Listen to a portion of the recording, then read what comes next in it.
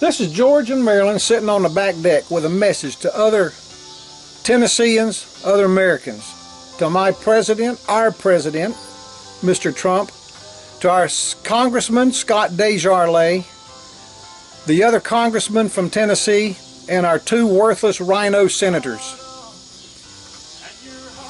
Right now, the biggest issue facing this country is the failure of what's been known as Obamacare for the last nearly 8 years.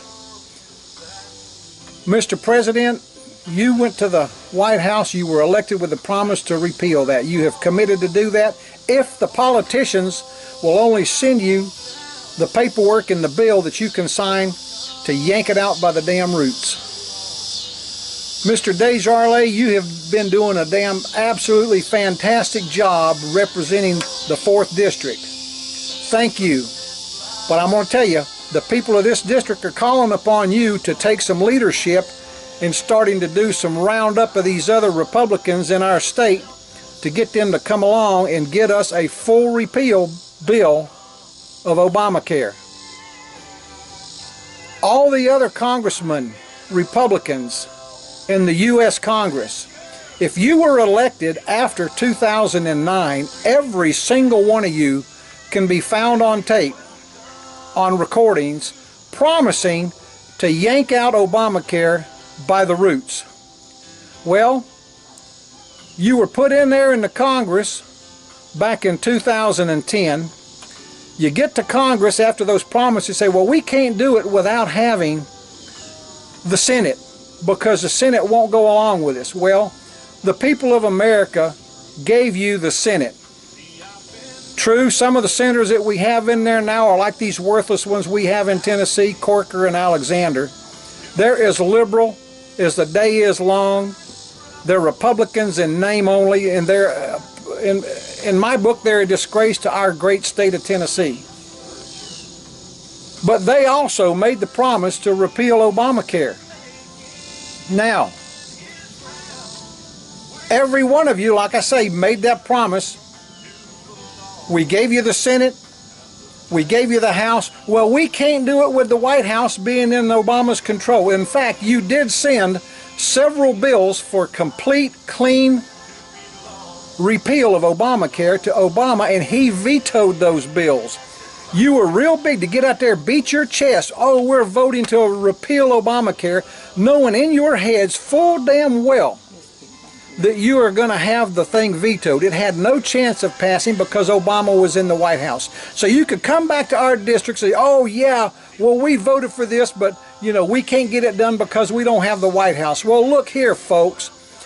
We gave you the White House with the best leader that's been in there since Ronald Wilson Reagan. He's not Mr. Reagan, but he's damn sight better than anything we've had in there since President Reagan. And he has said, as of this week, he's willing to sign a full, clean repeal bill if you'll only send it to him.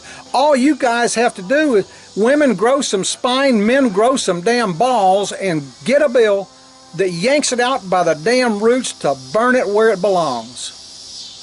And then once it's out, then worry about what you're going to put in, if anything. We don't really need to have the government involved in this. Look at the VA. We've got one a mile from here. If you want to see what single-payer government medical is like, it's tragic what this VA's across the country. We've got people dying. We've got people unable to get decent care.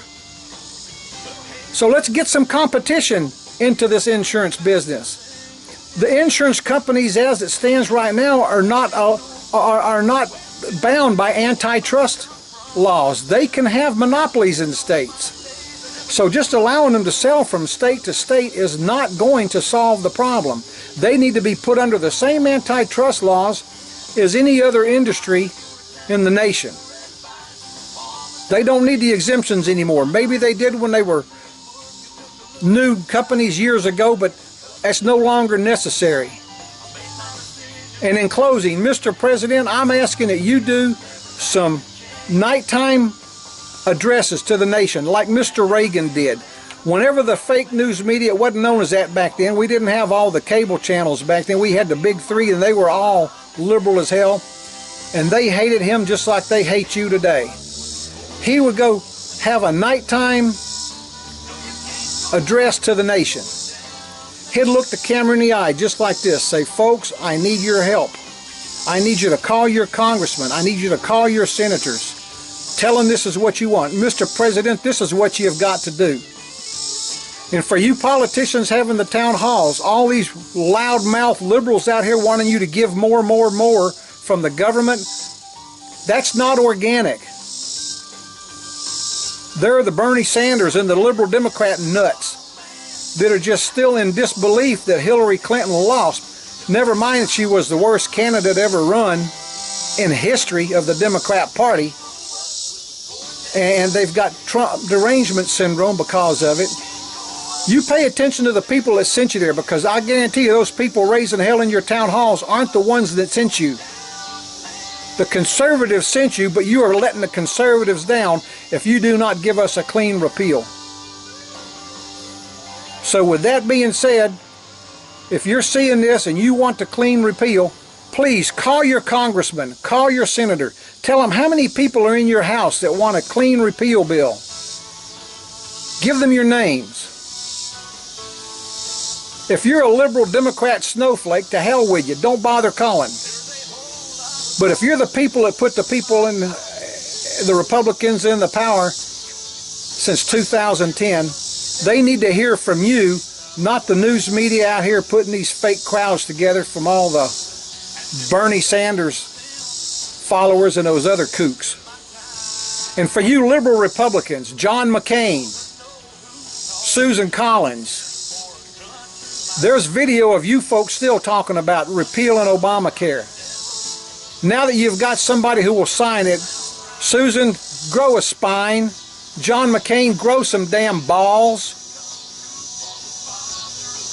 And the conservatives out there, corral these other ones. Get them to come along. Because let me tell you something, if you don't give us something in a year and a half, don't be surprised when you find yourself being primaried. Mr. Desjardins, I'm counting on you too. If you've done great votes, you're in a great position, you're a good conservative, but you need to take a leadership position and start to lead some of these damn wayward Republicans out here to get them to get some balls and come on board. With that, old George in Maryland, thank you. Call your congressman.